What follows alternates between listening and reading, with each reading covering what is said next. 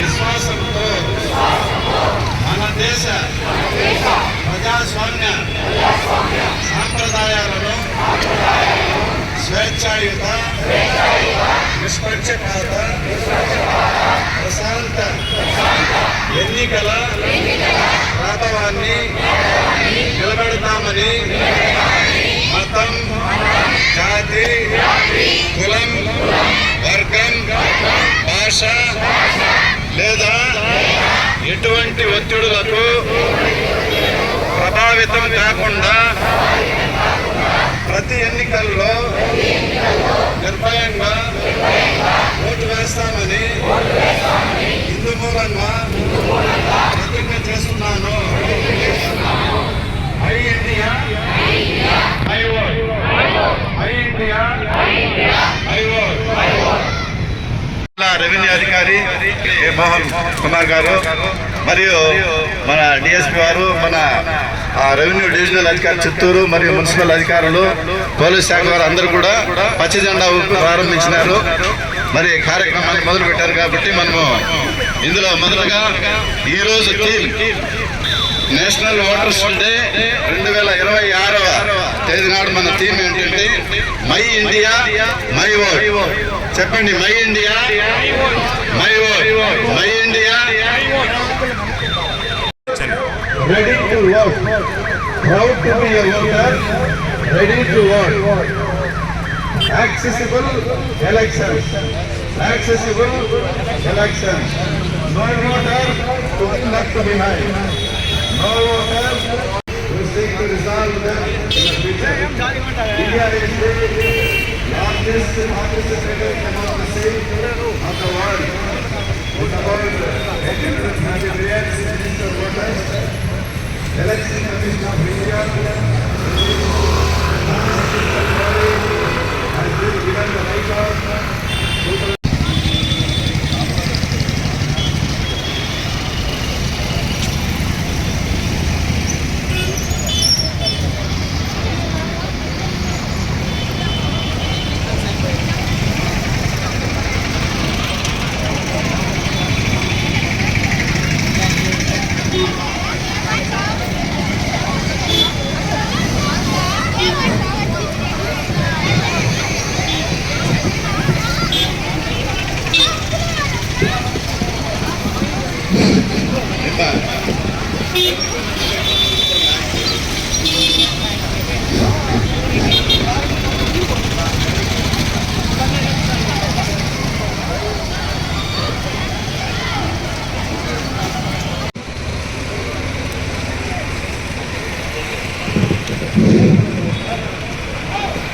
I am pride in voting.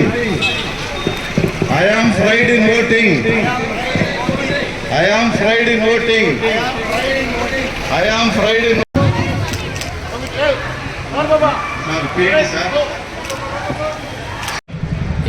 భారత ఎన్నికల సంఘం పుట్టినరోజు కార్యక్రమం. ఈ కార్యక్రమం 60 సంవత్సరాలు నిండిన తర్వాత నుంచి మనం ఒక ప్రత్యేక రోజుగా మనం చేసుకుంటూ వెళ్తున్నాము. 2011 నుంచి ఈ కార్యక్రమాన్ని నిర్వహిస్తూ ఉన్నాము. సో 2011 నుంచి ఇప్పటికీ ఇది 16వ జాతీయ ఓటర్ల దినోత్సవంగా మనం ప్రకటించుకొని ప్రతి సంవత్సరం కూడా ఓటర్లని చైతన్యపరుస్తూ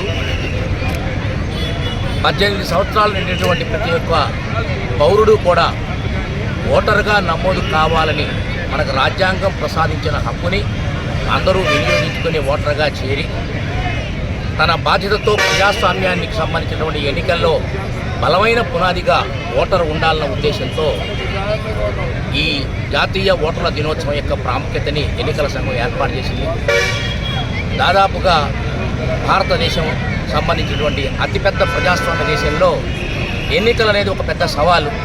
ఆ ఎన్నికలు నిర్వహించడానికి సంబంధించిన ఎన్నికల సంఘం చాలా ఎప్పుడు వినూత్నమైనటువంటి కార్యాచరణతో అనేక సవాళ్లను ఎదుర్కొంటూ ఈరోజు మన ముందుకు వెళ్తూ ఉంది.